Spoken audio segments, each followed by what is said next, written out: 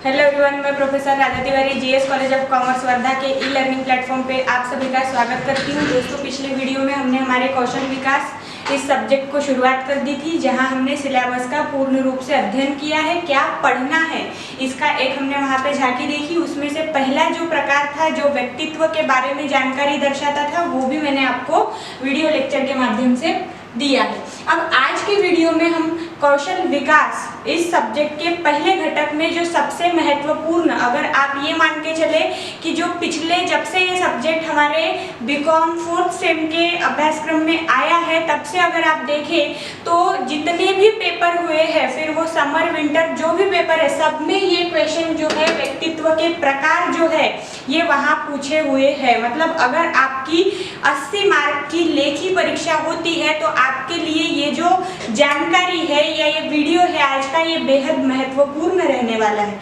क्योंकि अभी शुरुआत करने की हूँ, इसीलिए मैं पहले ही आपको बता देती हूँ कि इस वीडियो में जो जानकारी मैं आपको देने वाली हूँ, वो जानकारी लेने के वक्त आपको एक बहुत आध्यात्मिक, एक बहुत पूजा पाठ में बैठने वाली फीलिंग आने वाली है। क्योंकि यहाँ पे जो जानकारी है उसको हम प्राचीन तथा पाश्चात्य संस्कृति, मतलब जो हमारी पूर्वांचली संस्कृति है, हमारी भारतीय संस्कृति है, और उसी के साथ साथ जो विदेशी संस्कृति है, इसका अध्ययन हमें विचारों के रूप से व्यक्तित्व के संदर्भ में करना है।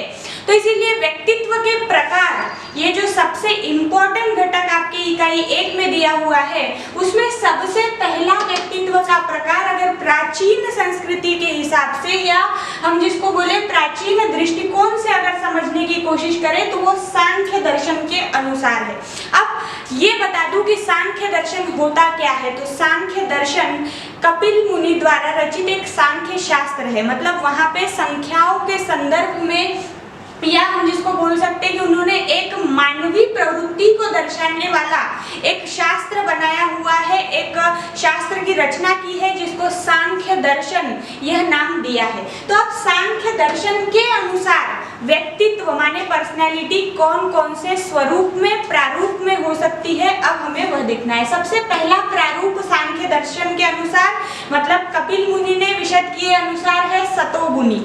अब ये सतोगुणी टाइप के लोग कैसे होते हैं? तो वे व्यक्ति सद्गुण प्रधान अधिक होते हैं। मतलब उन्हें शरीर के सुंदरता से कोई लेना देना नहीं है, वो परोपकार करने में विश्वास रखते हैं, और साथ ही साथ उनका दृष्टिकोण अच्छे लोगों से अच्छा बर्ताव करने का होता है, और उनके मन में चाह के भी कपट भाव आ नहीं सकता, और वे परहित के बारे में पहले सोचने वाले होते हैं। मतलब उनके लिए दूसरों का हित या भला मायने रखता है, वे स्वार्थी नहीं होते। और व्यभिचार, भ्रष्टाचार जैसी बातें तो उनके दिमाग में दूर दूर तक नहीं आती। इन शॉर्ट अगर हम बोले तो जैसे हम अभी, आप अगर किसी सीरियल में एक अच्छे कैरेक्टर को देखते हो जिसमें आपको पूरा भगवान दिखाई पड़ता हो कि वो किसी के बारे में गलत सोचता नहीं है, लोग उसके बारे में गलत बोले जा रहे, फिर भी ये महान व्यक्ति उसको कुछ करता नहीं है, आगे से जवाब नहीं देता, ऐसी जो एकदम शांत स्वभाव की मूर्ति है, वो आती है सतोगुण में। उसके बाद दूसरा प्रकार है रजोगुण। अब ये रजोगुण किस बला का नाम है, ये भी हम देखेंगे। तो इसमें रजस या रजोगुण की जो संख्या होती है इन व्यक्तियों में, वो ज्यादा होती है। ये गृहस्थ जीवन से अधिक प्रेम करते हैं। मतलब पारिवारिक संदर्भ के जो लोग होते हैं, जिनको अपना परिवार, अपने परिवार के अंदर आने वाले लोग वो ज्यादा पसंद होते हैं। वे चंचल होते हैं, उनमें उत्तेजना बहुत ज्यादा होती है, कर्मशीलता बहुत ज्यादा होती है। ऐसे प्रकार के लोगों का अंतर्भाव रजोगुणी लोगों में होता है। उसके बाद देखते हैं तमोगुणी कौन से है। अब अगर तमोगुणी यानी कि तम की बात अगर करें, तो अगर इसको हम संस्कृत के इससे समझने की कोशिश करें, तो तम का अर्थ होता है अंधेरा, या जिसको हम बोलेंगे कि राक्षसी प्रवृत्ति, जो काली सोच वाले लोग होते हैं, उनका अंतर्भाव तमोगुणी लोगों में होता है, जिनको क्रोध बेहद आता है, या जिसको हम बोलेंगे कि क्रोध के साथ साथ उनकी प्रवृत्ति छोटे छोटे बातों में चिढ़ने की होती है, जल्दी उत्तेजित हो जाते हैं, झगड़ालू होते हैं, अपने आदत से मजबूर होते हैं। कोई साधा भी बोलने जाएगा तो भी ये अपनी, जो भी इनके पास हाथ में शस्त्र होगा, मतलब झगड़ा करने के लिए तत्पर होते हैं, हाथ में बस डंडा लेके खड़े होते हैं कि कैसा मैं किससे झगड़ा करूं। अगर साधा भी कोई बोलने जाएगा तो भी उनको लगेगा कि मेरे खिलाफ ही बोल रहा है, मेरे उल्टा ही बोल रहा है और वे तैयार रहते हैं झगड़ने के लिए। तो ये है तमोगुनी प्रकार का व्यक्तित्व। अब ये 3 प्रकार का जो व्यक्तित्व हमने देखा, तो इन व्यक्तित्व के लोग या इन गुणों वाले लोग आज भी हमें दिखाई पड़ते हैं। अब जैसे ये पहला वाला सतोगुनी है, तो सतोगुनी प्रकार के लोग पूर्ण रूप से सतोगुनी नहीं, पर कुछ प्रकार में हमें आज भी दिखाई पड़ते हैं कि बहुत ज्यादा सहनशील व्यक्ति होता है, परोपकार के बारे में सोचता है, समाज के बारे में सोचता है। ऐसे आज भी लोग हैं और इसीलिए दुनिया आज भी कायम है, क्योंकि अच्छाई कहीं ना कहीं अभी भी टिकी हुई है। और रजोगुण और तमोगुण वाले लोगों की तो बात हमें नहीं करनी चाहिए, क्योंकि हमारे अगर हम 3 लोग अपने आसपास देखते हैं तो 3 में से 2 लोग आपको इन गुणों से भरे हुए मिलेंगे। अति क्रोध वाले भी बहुत लोग आपको मिल जाएंगे, साथ ही साथ पारिवारिक चंचल कार्यशील वाले लोग भी आपको देखने को मिलेंगे। मतलब सतोगुनी प्रकार हमें कम दिखाई पड़ता है, लेकिन रजोगुनी और तमोगुनी प्रकार का व्यक्तित्व आपको अपने इर्द गिर्द बहुत ज्यादा प्रमाण में दिखाई पड़ता है। तो पहला व्यक्तित्व का प्रकार जो सांख्य दर्शन के हिसाब से था वो हमने देखा, सतोगुनी, रजोगुनी और तमोगुनी। उसके बाद है श्रीमद् भगवत गीता के अनुसार अगर हम देखें, और मैंने पहले ही आपको बताया है कि यहाँ पे प्राचीन तथा पाश्चात्य दोनों दृष्टिकोण से देखना है। तो हमारी प्राचीन संस्कृति जो है या भारतीय संस्कृति जो है उसमें शास्त्रों को, पुराणों को बहुत ज्यादा महत्व दिया गया है, इसीलिए यहाँ पर श्रीमद् भगवत गीता का भी उल्लेख किया हुआ है। तो श्रीमद् भगवत गीता के अनुसार भी सतोगुण, रजोगुण और तमोगुण ही व्यक्तित्व का प्रकार माना गया है, इसीलिए मैंने फिर से डबल न लिखते हुए वहां एरो दिखाया हुआ है। आपने भी उसी प्रकार में मतलब श्रीमद् भगवत गीता के अनुसार वाले प्रकार में फिर से उन तीनों का अंतर्भाव करना है। उसके बाद आते हैं हम आयुर्वेद शास्त्र के अनुसार व्यक्तित्व कैसा कैसा होगा। अब देखिए यहाँ जैसे जैसे हम आगे पॉइंट समझते जाएंगे, वहाँ जो हेडिंग होगा, जो शीर्षक होगा, उसके हिसाब से ही व्यक्तित्व का वहाँ पे बखान किया हुआ होगा। तो अगर आयुर्वेद शास्त्र की बात करें तो आयुर्वेद किससे जुड़ा हुआ है? हमारी सेहत से, तबीयत से। तो ये आयुर्वेद शास्त्र हमारी व्यक्तित्व को हमारे तबीयत से जोड़ने की कोशिश करता है कि कोई अगर मोटा है तो वो कौन से प्रकार का उसका व्यक्तित्व है, कोई दुबला पतला है तो उसका कैसा व्यक्तित्व होगा, अगर कोई बहुत ज्यादा हंसमुख है तो वो कौन से व्यक्तित्व में आएगा। मतलब शारीरिक उसका एक जो हम बोल सकते हैं कि सेहत से जो नाता होता है, तबीयत से जो नाता होता है, उससे व्यक्तित्व का यहाँ पे दर्शन करने की कोशिश कराई गई है। सबसे पहला है वात प्रधान। अब ये वात प्रधान लोगों में हम देखते हैं कि इनकी प्रवृत्ति या इनकी प्रकृति वायु प्रधान होती है। अब वायु प्रधान माने क्या? तो जो मोटे लोग होते हैं, मतलब ऐसा लगता है ना कि जो मोटे, मानो उनके शरीर में हवा किसी ने भर दी है, इसीलिए उनको जो वात प्रधान है उसको वायु प्रधान भी कहा जाता है। मोटे लोगों का या शारीरिक दृष्टि से मोटे और वायु विकारों से पीड़ित जो लोग होते हैं उनका इसमें अंतर्भाव होता है, और ये भी एक व्यक्तित्व का प्रकार प्राचीन दृष्टिकोण से माना गया है। उसके बाद है पित्त प्रधान। अब ये पित्त प्रधान क्या है? तो क्रोधी स्वभाव के, शारीरिक दृष्टि से दुबले पतले और सहमे हुए लोग। मतलब दुबले पतले यानी कि जैसा कि वो हम जिसको आपने भी सुना होगा एक मूवी में, दंगल मूवी में, केटू जेटू, मतलब खून कम जोर ज्यादा, वैसा दिखने में एकदम दुबला पतला पर अति क्रोधी, अंगार का गोला, वैसे टाइप के लोग इन वित्त प्रधान मतलब प्रकृति में या वित्त प्रधान प्रकार के व्यक्तित्व में आते हैं, जिनमें ताकत कम है लेकिन दर्शाते ऐसा है कि 4 लोगों से अकेले ही भिड़ जाएंगे। उसके बाद है कफ प्रधान। अब ये कफ प्रधान क्या है? तो ये भी शारीरिक दृष्टि से दुबले पतले ही होते हैं, किंतु इनके शरीर में कफ काफी होता है और वे उनको हमेशा हमेशा जुकाम, खांसी ऐसी दिक्कतें आती रहती है। मतलब जो जिसको हम बोलेंगे मरियल टाइप के, जो दिखते भी एकदम गए गुजरे हैं और जो हमेशा किसी बीमारी से ग्रस्त रहते हैं, वो है कफ प्रधान लोग। तो आयुर्वेद शास्त्र में अगर आपने देखा होगा तो व्यक्तित्व को उसके सेहत के हिसाब से, जैसे हम देखते हैं हमारे इर्द गिर्द कि कुछ बहुत ज्यादा मोटे होते हैं, कुछ दुबले पतले होते हैं, कुछ दुबले पतले होने के साथ साथ क्रोधी होते हैं, कुछ दुबले पतले होने के साथ साथ बीमार रहते हैं। तो इन्हीं प्रकारों को पकड़ के व्यक्तित्व को दर्शाया है आयुर्वेद शास्त्र ने। अब इसके बाद इस पोर्शन में या इस टाइप के विभाग में मैंने पूरा आपको प्राचीन संस्कृति का या दृष्टिकोण का आधार ले जानने के व्यक्तित्व के प्रकार समझाए हैं। अब हम चलते हैं पाश्चात्य दृष्टिकोण पे कि पाश्चात्य संस्कृति में व्यक्तित्व को कैसे दर्शाया गया है।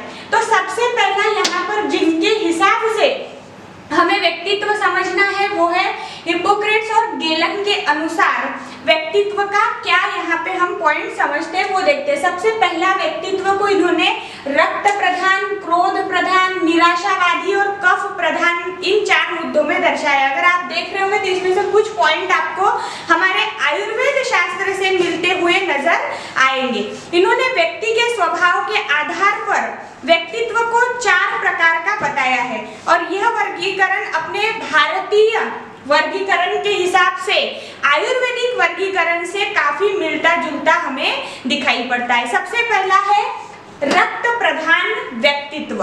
तो रक्त प्रधान व्यक्तित्व के लोग ये स्वभाव से बड़े प्रसन्नचित्त होते हैं, क्रियाशील होते हैं और चंचल होते हैं।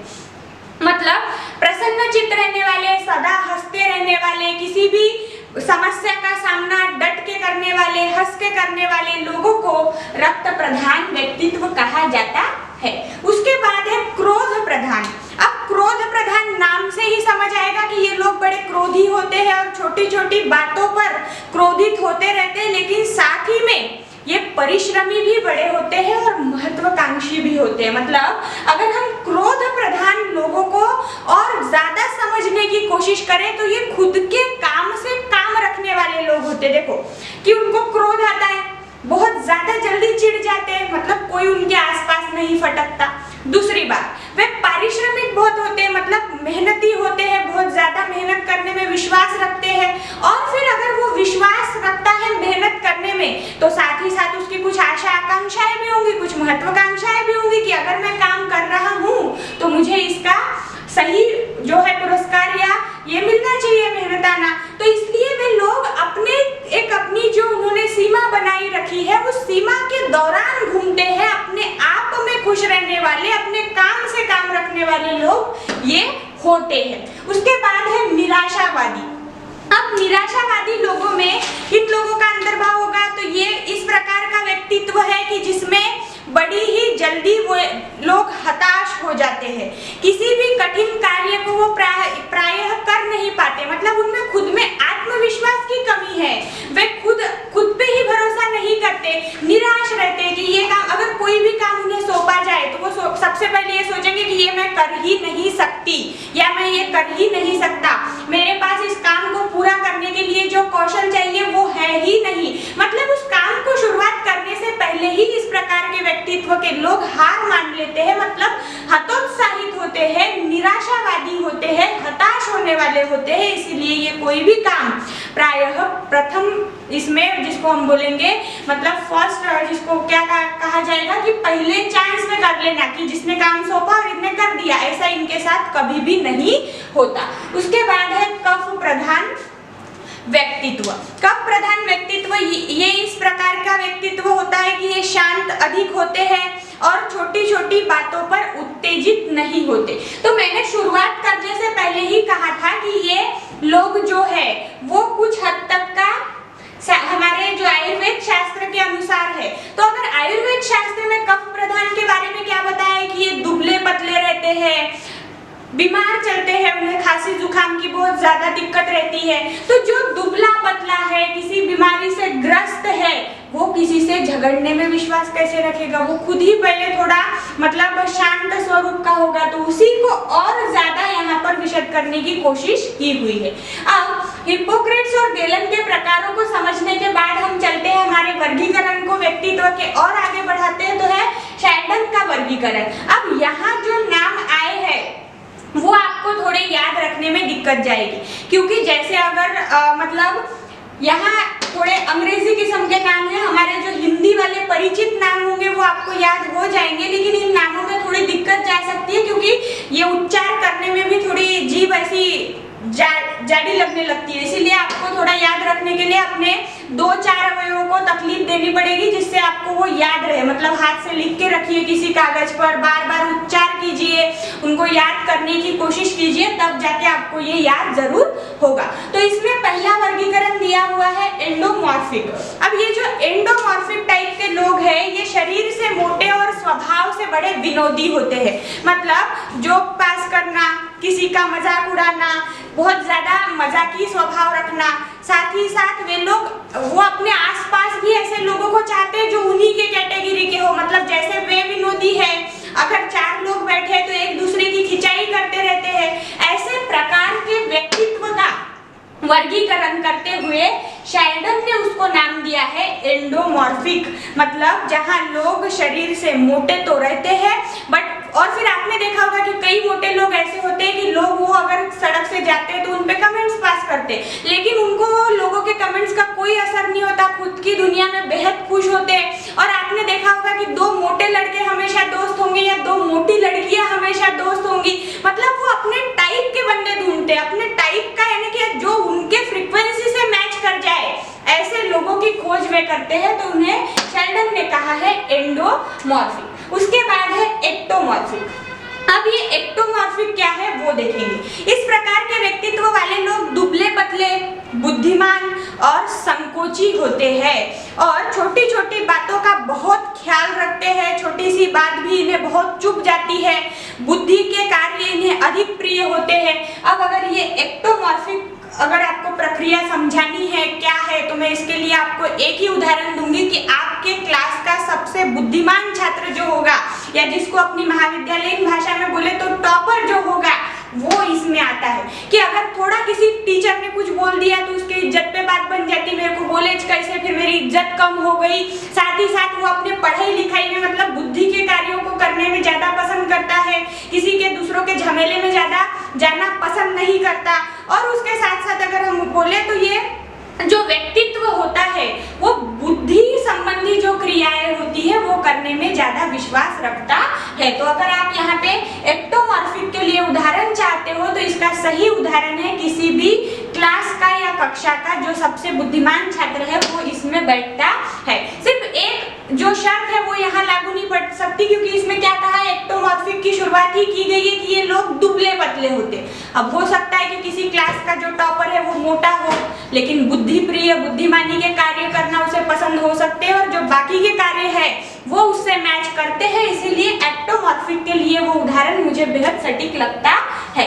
उसके बाद है मेसोमॉर्फिक। अब मेसोमॉर्फिक क्या है, तो इसी प्रकार में या इस प्रकार के व्यक्तित्व के जो लोग होते हैं वो शरीर से स्वस्थ और जो हम जिसको धष्ट पुष्ट बोलते हैं, शारीरिक कार्यों में रुचि लेने वाले होते हैं। इनकी चमड़ी पतली होती है और वे झगड़ालू भी अधिक होते हैं। तो यहाँ पे शेल्डन ने एक प्रकार से हम जिसको बोले कि जो व्यक्तित्व को विशद किया है, उस व्यक्तित्व में लोगों के गुणों का बखान ज्यादा किया है। अगर बाकी इसमें देखें तो हम सेहत है, कहीं पे कहीं गुण और सेहत है, कहीं केवल सेहत है, तो कहीं उसके मतलब जो गुण है उसी के आधार पे यहाँ पे विश्लेषण किया है। बट अगर शेल्डन का वर्गीकरण देखें तो यहाँ लोगों की जो स्वभाव प्रवृत्ति है, जिस प्रकार की सोच है, उन दोनों को पकड़ के यहाँ पे व्यक्तित्व का वर्णन किया गया है। उसके बाद है स्प्रेंजर का वर्गीकरण। अब स्प्रेंजर के वर्गीकरण में अगर हम देखें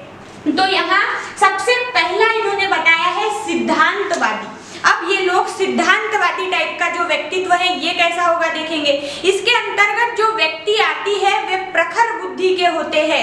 विज्ञान जैसे विषयों में इन्हें बड़ी रुचि होती है, बुद्धि से काम लेना इन्हें पसंद होता है, उनकी रुचि होती है उसमें, और वे ज्ञानी बेहद होते हैं। मतलब जिसको हम बोल सकते हैं कि सिद्धांतवादी लोगों में हमारे जो अलग अलग परिभाषाएं करने वाले शास्त्रज्ञ होते हैं, या परिभाषाएं केवल विज्ञान में ही की जाती है क्या, तो नहीं। जैसे कि हमारा सब्जेक्ट है कौशल विकास और इसमें भी कई परिभाषाएं हैं। तो किसी भी सामाजिक या वैज्ञानिक विषय की सोच रख के उसके बारे में काम करने वाली जो व्यक्ति होती है वे सिद्धांतवादी वर्गीकरण के अंतर्गत व्यक्तित्व का प्रकार बतलाती है। उसके बाद है अर्थ प्रेमी। अब अर्थ प्रेमी में क्या होगा, तो अर्थ माने होता है पैसा, धन। तो अर्थ प्रेमी मतलब जिसको पैसों से बेहद प्यार है, बाप बड़ा ना भैया, सबसे बड़ा रुपया वाले टाइप के जो लोग होते हैं वे आते हैं अर्थ प्रेमी लोगों में। इन लोगों की दृष्टि से धन ही सब कुछ होता है, अतः पैसे की जितनी ज्यादा इन्हें मतलब जरूरत होती है उससे कई ज्यादा इन्हें वो पाने की चाह होती है। मतलब उनका काम 1000 रुपए में भी पूरा हो सकता है, बट उनकी चाह है कि हमारे पास 1 लाख रुपया होना चाहिए। तो ऐसे जो लोग होते हैं वो अर्थ प्रेमी कहलाते हैं, पैसों को ज्यादा महत्व देते हैं। व्यापार कुशल बड़े होते हैं, क्योंकि पैसा आएगा कहाँ से, तो व्यापार में ज्यादा से ज्यादा वृद्धि करेंगे तभी पैसा आएगा, तो इसीलिए ये व्यापार कुशल होते हैं। और बहुत ही कंजूस प्रकार के होते हैं ये लोग, क्योंकि इनके हाथ से पैसे छूटते नहीं है। उसके बाद है सौंदर्य प्रेमी। अब जैसे ऊपर के 2 नाम से समझे कि सिद्धांतवादी, अर्थ प्रेमी, वैसे ही सौंदर्य प्रेमी कौन से हो गए कि हर चीज में, अब यहाँ पे ऐसा गलत नहीं सोचना कि जिनको कोई बहुत सुंदर है देखने में तो वो तुरंत पसंद आ जाता है, ऐसे टाइप वाले नहीं। सौंदर्य कई प्रकार का हो सकता है। अब ये पेन में भी कोई देखने वाला सौंदर्य देख सकता है, ठीक है। ये जो व्हाइट बोर्ड है इसमें भी किसी बहुत ज्यादा सोच वाले व्यक्ति को सौंदर्य दिखाई दिया जा सकता है। मैंने जो ये सुंदर सुंदर अक्षर मतलब मेरे लिए सुंदर ये जो निकाले हैं इसमें भी कोई सौंदर्य ढूंढ सकता है, इसीलिए केवल शारीरिक सौंदर्य का विचार यहाँ किया नहीं गया है, व्याप्ति सौंदर्य शब्द की बड़ी है।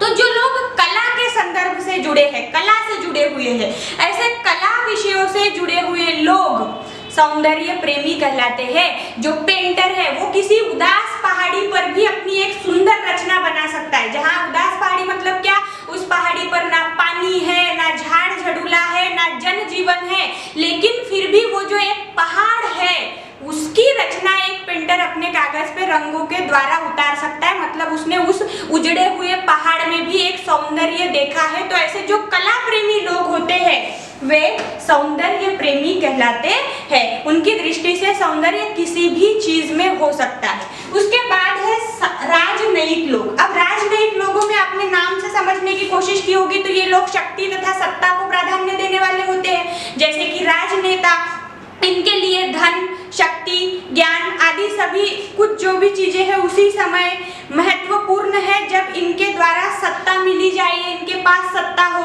मतलब जब उनके पास पावर है तब वो ज्ञान, धन, जितनी जीवन को मतलब जीने के लिए चीजें जरूरी होती है वो सब उस समय में जमा कर लेने में विश्वास रखते हैं और उन्हें सत्ता और शक्ति से बेहद प्यार होता है। उसके बाद है समाज सेवी। अब नाम से ही समझ आता है कि समाज सेवी व्यक्तित्व कैसा होगा, तो परहित को महत्व देने वाला होगा, खुद के बारे में ना सोचते हुए दूसरों के बारे में सोचने वाला होगा। ऐसे प्रकार का व्यक्तित्व समाज सेवी होगा जो समाज का उत्थान करने के लिए कार्य कर सके। उसके बाद है धर्म प्रेमी। अब धर्म प्रेमी जो लोग होंगे वो धर्म को सबसे पहले समझेंगे। मतलब समाज प्रेमी ये थोड़ी अलग किस्म की परिभाषा बनती है। वहां पे जात पात नहीं आती, धर्म नहीं आता। मतलब अगर मैं किसी जगह पे जा रही हूँ और वहां अगर मुझे कोई दुखी व्यक्ति दिखाई पड़ता है तो उस दुखी व्यक्ति को इंसानियत के नाते मदद करना ये मेरा पहला काम अगर मैं समझती हूँ तो मैं समाज प्रेमी हूँ। और अगर मैं कहीं जा रही हूँ और अगर मेरे समाज का व्यक्ति, मेरे धर्म का व्यक्ति दुखी दिख रहा है और एक दूसरे धर्म का व्यक्ति दुखी है, पर मैं वो दूसरे धर्म के व्यक्ति को मदद ना करते हुए अपने धर्म के ओर अगर मेरा झुकाव ज्यादा है, मैं अपने धर्म के व्यक्ति को अगर मदद करती हूँ तो मैं धर्म प्रेमी व्यक्तित्व हूँ। अपने धर्म पर मेरा अडिग विश्वास है, अपने धर्म के लिए मेरा बेहद मतलब जिसको हम बोल सकते हैं कि 100% झुकाव है मेरा धर्म के लिए और मैं धर्म के प्रति कुछ भी कर सकती हूँ। मतलब छोटी सी बात के गहराई में जाने का मैं प्रयत्न करूंगी और मेरे जीवन का जो भी या समाज का मूल्य होगा वो केवल और केवल मेरे धर्म पर आधारित होगा। ऐसे प्रकार के लोग आएंगे धर्म प्रेमियों में। उसके बाद फिर से थोड़े अंग्रेजी जटिल नाम आ गए तो एक क्रैशमर का वर्गीकरण है जिसमें सबसे पहला उसने कहा है वो है एस्थेनिक। अब ये एस्थेनिक टाइप के कैसे लोग होते हैं, तो ये व्यक्ति लंबे कद के, दुबले पतले, अपने ही हाल में मस्त रहने वाले, मतलब जिसको हम मस्त मौला कह सकते हैं, वैसे प्रकार के लोग होते हैं तथा छोटी और संकोची बातों का बहुत ख्याल रखते हैं और इनके मित्र कम होते हैं। मतलब फ्रेंड सर्कल इनका बहुत लिमिटेड होता है क्योंकि ये दूसरों की आलोचना करने में बड़ा विश्वास रखते हैं और साथ ही साथ अगर कोई दूसरा इनकी टांग खिंचाई करे तो ये जल्दी चिढ़ जाते हैं। इसीलिए इनका जो मित्र परिवार है,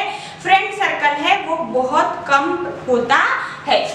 उसके बाद है एथलेटिक। अब एथलेटिक टाइप के जो लोग होंगे ये अपने शरीर के बारे में ज्यादा सोचने वाले होंगे, शरीर से स्वस्थ होंगे, मोटे ताजे होंगे और स्वयं के शरीर का विकास करने में विश्वास रखते होंगे। मतलब वो डोले शोले बनाने वाले जो लोग होते हैं वो सब इस प्रकार में जाते हैं कि जिनके लिए अपना शारीरिक जो स्वास्थ्य है वो सबसे महत्वपूर्ण माना जाता है। और दूसरों से इनका संपर्क बहुत कम रहता है, क्योंकि 4 से 5 घंटे सुबह जिम जाते हैं, फिर दोपहर में अपना काम धंधा कुछ कर लिए तो कर लिए, नहीं तो फिर और शाम को 4-5 घंटा जिम में बिताते हैं। तो ऐसे प्रकार के जो शारीरिक विकास करने वाले लोग हैं वो एथलेटिक में आते हैं। उसके बाद है पिग्मी।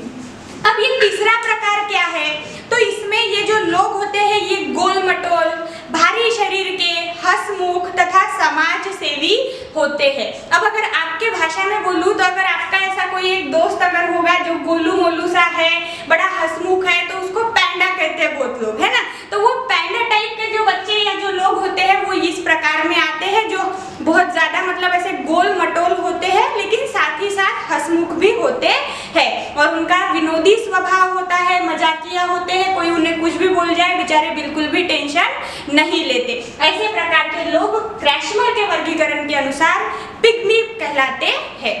उसके बाद अंतिम हमारा वर्गीकरण है जिसमें आलपोर्ट का वर्गीकरण किया गया है और उसने बताया है पहला प्रकार प्रभुतावादी। अब ये प्रभुतावादी क्या है, तो ये लोग किसी भी परिस्थिति में अपनी हार मानने के लिए तैयार नहीं होते, दूसरों पर अधिकार जमाना इन्हें बेहद पसंद होता है, वे स्वयं से अधिक दूसरों के लिए चिंतित होते। अब दूसरों के लिए आप बोलोगे स्वयं से अधिक दूसरों के लिए चिंतित होता है, बाप रे कितना अच्छा व्यक्ति है, लेकिन कोई अच्छा व्यक्ति नहीं है। दूसरों के लिए चिंतित क्यों हो रहा है कि वो मेरे बारे में क्या सोचता है, मेरी चुगली तो नहीं कर रहा। ऐसे बस इनके दिमाग में दूसरों के लिए ख्याल केवल इतना होता है कि वो कोई मेरे बारे में गलत कांड तो नहीं कर रहा। ऐसा प्रकार होता है प्रभुतापूर्ण व्यक्तित्व का। वो अपने हाथ में हमेशा लोगों की लगाम रखना पसंद करते हैं, उनकी भलाई के लिए या किसी व्यक्ति के चिंताग्रस्त होके वो कोई भी काम नहीं करते, खुद और खुद के बारे में सोचने वाले लोग होते हैं। अंतिम प्रकार है अधीनस्थ। और अधीनस्थ जो लोग होते हैं वो व्यक्ति स्वयं केंद्रित होते हैं, उनको दिन में सपने देखना बहुत पसंद होता है, इच्छाएं बहुत है लेकिन क्षमताएं बहुत कम है। मतलब दिन में वो बिल्कुल जो मतलब हम बोलेंगे कि अगर वो सुबह उठते तो उनके पास पैसे है 5 रुपए, लेकिन वो बात करेंगे करोड़ों के खेत खरीदने की। ऐसे प्रकार के जो लोग हैं वो आएंगे अधीनस्थ इसमें, मतलब उनकी इच्छाएं बहुत बड़ी बड़ी है लेकिन क्षमताएं बहुत कम है। ऐसे प्रकार का जो व्यक्तित्व है वो अधीनस्थ कहलाता है। ये सामाजिक अधिक नहीं होते, बस अपने ख्यालों में डूबे रहना पसंद करते हैं। तो प्रिय छात्रों, आज के इस वीडियो में हमने व्यक्तित्व के प्रकारों का अध्ययन किया है। इसके आगे का पोर्शन दूसरे वीडियो में देखेंगे, तब तक आपको इसकी पढ़ाई करनी है। ये जो थोड़े मोटे मोटे शब्द है इनको याद करने की कोशिश करो, बुक में लिखो तो आपके काम आएंगे। धन्यवाद।